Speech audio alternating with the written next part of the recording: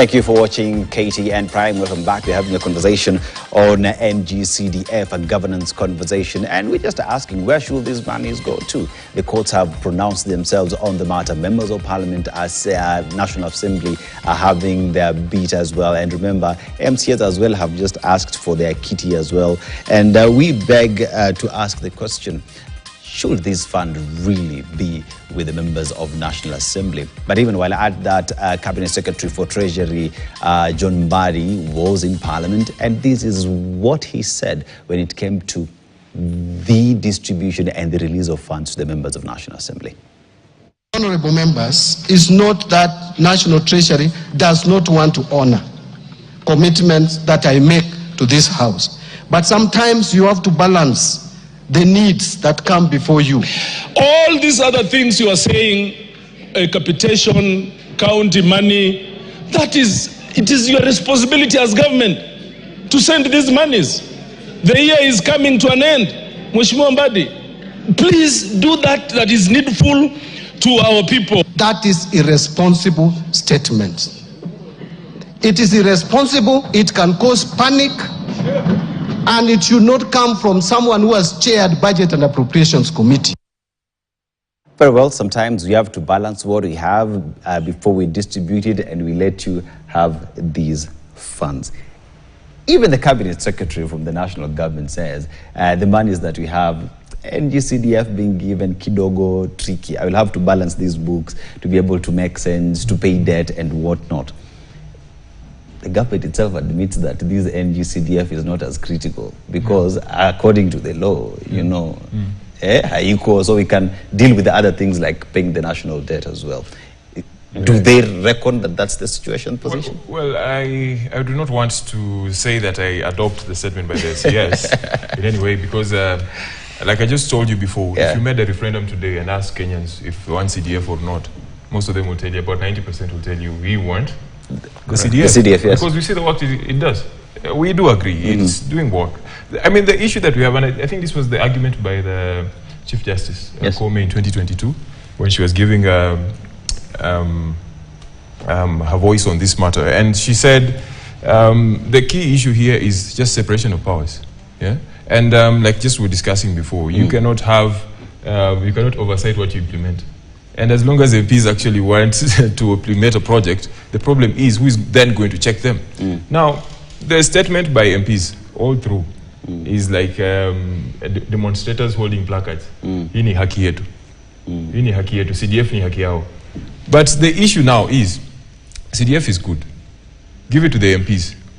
What do they do with it? They run out with it. They run out with it to the election. Just to make it clear, there is a statistical report, I think it was made around India, about that 40% of politicians actually in India, which is the world's largest democracy, are criminals. I think about that argument. Correct. Yeah. So if you scale that down here to Kenya, you do see that we are actually giving a CDF kitty to 40% criminals. So it is actually an insane argument to say that but you governors also. well, the issue with governors is that our constitution in 2010 actually provided a systemized way to handle this money under the government, under the county government. And just like I was telling you, when you look at the CDF amendment, the 2015, 2023 particularly. Yes, 2023. 2015 Act. 2015 Act, but it was amended in 2022 and 2023. Yes. Correct. So there was installed amounts. There's 5% left on the kitty for management, 5% for oversight, among many other things. That clearly shows you that the MP has no power. That's why you have to establish a structure for the CDF to be managed by the MP. Yes. However, if you go to the devolved system, you will find that this sits in rightly because the county government has a structure already to manage. Well, my argument is, this CDF was good, 2003 up to 2010. When we got devolution in 2010, when this constitution came up, it lost its position because most of the work of the CDF is now being done by the county government. Yeah. So, well, if you get that money, why don't you just give it to the county government who already have structures. Wakili. Now here is a question where one would ask, okay, fine, there's this money that is being dangled for everybody, and there is a feeling on ground that this is a political card for members of National Assembly, because one would argue the Constitution says you go represent, you go to oversight, and you go to legislate, and you fail at doing these three things. But if you have if you have NG-CDF, it is a card for you to say, niliwafanyia kazi. Yet the sole purpose of you being elected, you have not delivered on that. How would you respond to that argument? That NG-CDF is just a political card and manifesto. It is true. It is true. Any position that is held by any leader in a political office must at least shows. Let me try to find the right dictum to use. If it's a political office in our country, you must show something for it. And by showing something for it, you must be able to show something tangible. You know, you will find that in our country, the role of senators is known. Okay? But when you go to the ground, the people ask a question, umetufanyia nini? The senator doesn't have any kit. So for me, I would still come up with the argument and say that CDF is good.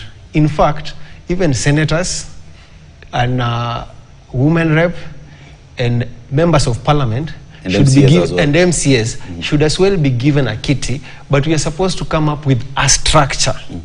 You know the way, like for instance, how a school is run. Yes.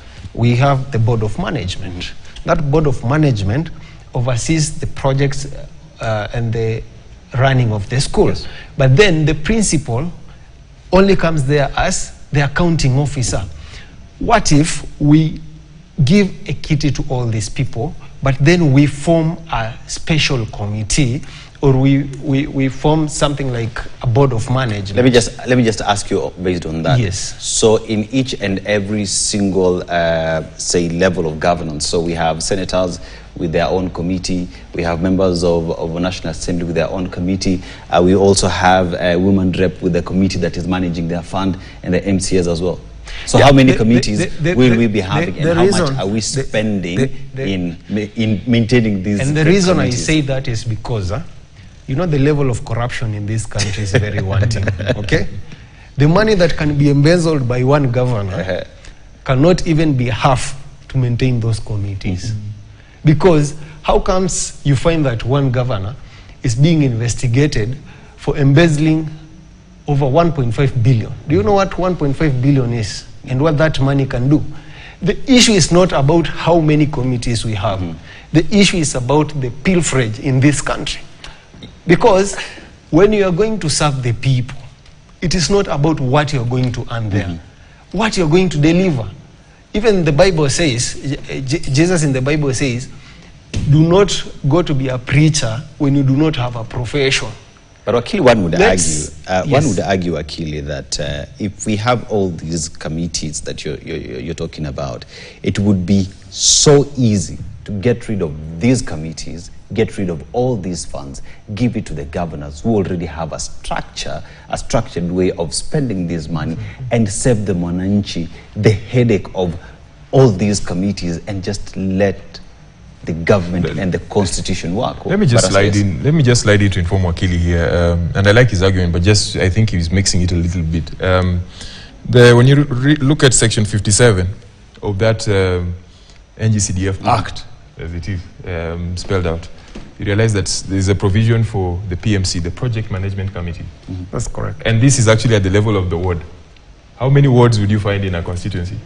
And how many wards would you have find nationwide? All these are people. And a Project Management Committee would have about 4 people. And then you have an overrunning structure above that, all these levels of government to get to the MP. So you end up seeing that there's a lot of expenditure in implementing the project that actually would have done the work itself. So my argument that I was saying, and which was actually my regular argument, that money that is wasted in administration could actually be given to the county government to actually run the project in itself. Yes. And I just want to resound it. This particular NG-CDF, as it is right now, was a good thing. I am a beneficiary of it. Yes. Sisi watoto wa Kibaki, we are beneficiaries of NG-CDF. When you go to Mashinani, we see roads, we see schools labeled with all these fancy funded by MP, all these things. But the truth of the matter is that was good then, after 2010, and right now, 15 years later, it is good that actually waking up to see the sense that we do not need it to have actually a developed system of government. But just to go back to it, you see, our country has come from the last recent about 7 years have been contested in the courts over and over and over. And actually the promulgator of this, the petitioner of this particular legislation, the Honorable Amolo, Otiende Amolo, is actually one of the people who have actually seen this process in the courts, and he does better understand the basics of our constitution. Our constitution all over Africa is voted, among many other aspects, as one of the best. One of the best. It is one of the best after South African constitution. I actually want to believe it is the best. Like the Speaker Wetangula was actually saying, that Parliament has to play its role according to 256 to implement the to change the constitution. Well, I do understand, in as much as they have that capacity, this should not be one demagoguery approach to find ways to change what actually makes us as a country. In the same way, Article 258, you see, I've listened so much to the Speaker's argument and on the floor, and when he was reading out the bill and everything for public participation, according to Article 10. I'm sorry, I'll just quote these articles because we need the facts here clear. Article 258 gives constitutional interpretation duty to the courts. Correct.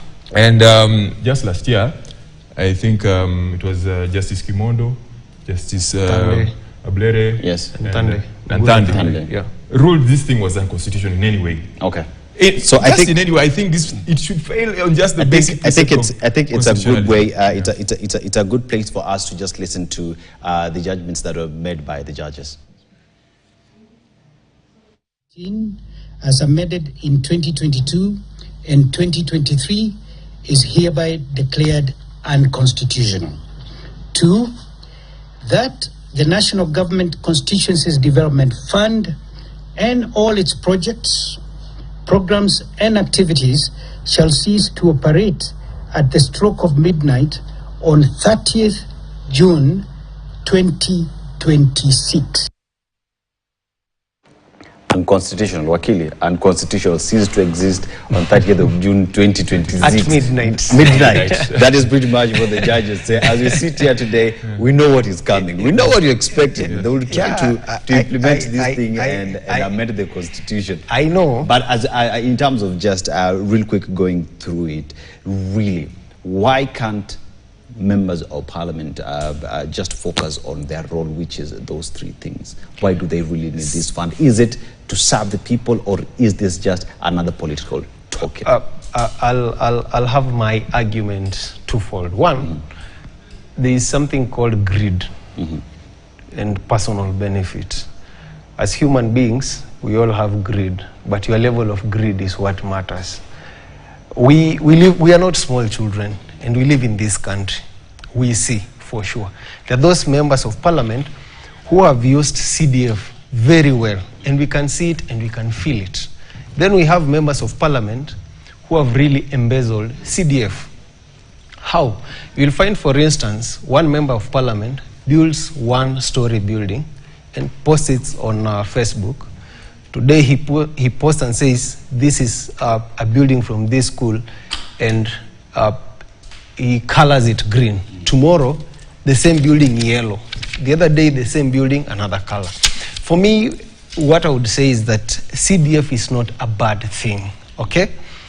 Let monies be devolved to whatever level, but let that money be run by a board of professionals, you know, professionals, like a board of management. And then from there, if it's at the ward level, the person that will be given authority to become the accounting officer, let that be the MCA. At the constituent level, let that be a member of parliament. At the county level, we have a county government, and it's clearly spelled out. Secondly, I think it was declared unconstitutional for reasons that it is not structured. If you look at the 4th schedule of the constitution, the national government and county government, well put, you know, this is for the county government and this is for the national government. Now, you asked a question about if some development is done. You ask, is this for the governor or is this for the member of parliament? That is politics. Development and politics go hand in hand. The governor can come and do something here today, and the member of parliament will come tomorrow and say, I'm the one who did this. Regardless of who did it, let's have development. Well, clearly the only thing at that point in terms of development that one would argue is fine, they've all brought development, but the member of parliament has failed in representation, legislation and oversight. But I come to you, Barasa, as well. Yes, as we talk about this conversation as it goes, we know where it is right now, we know how hot it is. There is also the matter of roads, and governors want Kura Kera to go away because implementation of these projects in their counties is their role. That is also a conversation that is ongoing. Just, are we there yet? Are we getting it right, briefly? Well, I think it's a carrot and stick argument. They are trying to pass the legislation, but at the same time trying to blaspheme the county government. The issue of the road maintenance levy fund being given to the county government, I think is a proper argument, and just following the argument that I was making with the CDF, in a way that it is under the 4th schedule, I think part 2, section 5. Yes. The issue of the county roads. The county roads. You get, so it is a proper argument. So what the MPs are trying to do is try to blaspheme the county structure in a way of political patronage, so that they can have the light of the day and bring forward this motion. And just to make it clear to Kenyans out there, I think this year we spent about 53.7, that is the calculated, I think, total cost for a CDF. Billion. And that is supposed to skyrocket to about 64 billion, which will be actually pushed forward if the NGAF legislation, this particular legislation, are actually pushed forward. So just like you were saying before, the work of the MPs in this situation is to try to make themselves look clean. But I just want to make it clear, if you really look at the Constitutional Amendment Act that they're trying to push forward on the floor of the parliament, involving the Senate Oversight Bill and the NGAF Bill and this particular bill, you realize that it's going to be costly to the exchequer. And we've been here before. But just to say, make it clear, you cannot have a contractor be the implementer. And I just want to resound it. Contractor cannot be the implementer. The county government is made to be the contractor. They can do that because they can be audited by the Auditor General. That particular report will be pushed to the floor of Parliament, it will be debated, and any adjustments will be made. However, if you make the MP, that particular contractor, they will be the same person to oversight themselves. So this whole argument by MPs trying to make themselves constitutionally proper, I think it is far-fetched. I think it is dead on arrival. Right. And it is, sorry to say this, but it is a shame that the particular people, the MP for Ainabkoi, Chepkonga, Mr. Ojenda, and among others are trying to push this legislation. I feel it is actually fails dead on arrival, basically because of, like we said before, Chief Justice Koome made it clear unconstitutionality, but also, and let me just add this particular point, I think, before we forget, the Public Finance Management Act. This is an issue of finance. Act, yeah? And it actually reads the law on the separation of powers. If you look at multiple sections, including section 4, 5, and many others. So I think we should respect the Constitution as a country. MPs should guard our Constitution with all their blood, soul, and heart. Okay, we should respect our Constitution. Correct. We should as well do implementations, make sure everyone has these monies. How will these manifest with regard to the Constitution that we have? Because it's a question of, I feel like it's reward and the Constitution. No, you know, the issue is, one thing we must know is that the Constitution is a living document. Yes. Okay, it changes with the needs. If a deed has a reason, let the people decide, as I said. Because we all know, for sure, CDF is a good thing. But then the question is, who can oversight the Member of Parliament? So it was declared unconstitutional because there is no clearly laid out structure on how this thing is supposed to be run. When you look at the law strictly, once the Constitution of Kenya 2010 came in place, we are supposed to do away with that CDF. So that if people wanted it, we'd go back to the people, put a question, first of all, do public participation, listen to what the people say. We want CDF, we want it to be run like this. And then from there, you can do a referendum, or you can use the parliamentary process and decide what is supposed to be done. Yes. Yeah. That is Wakili Michael Were, advocate and governance expert, as well as Derek Baraza, who is Secretary for Policy and Strategy, KANU. And the conversation tonight is all about Rethinking NG-CDF, a governance conversation. And you've heard, let NG-CDF be given to all these parties, devolve this money further, provided we have proper structures. While on the other side, Baraza says, hapana, let this money remain with the national government and the county government because they have structures. And it's a conversation that is continuing, including President William Ruto just the other day saying, mniwache hii pesa ni implement because nitasaidia hii mambo iendelee vizuri. But it's a discourse that continues in the country, and we are here for it. My name is Dennis Aseto. For everybody that made this production a success, including my guest, Asante Sana, including me at home for keeping us company. Asante Sana. Good night.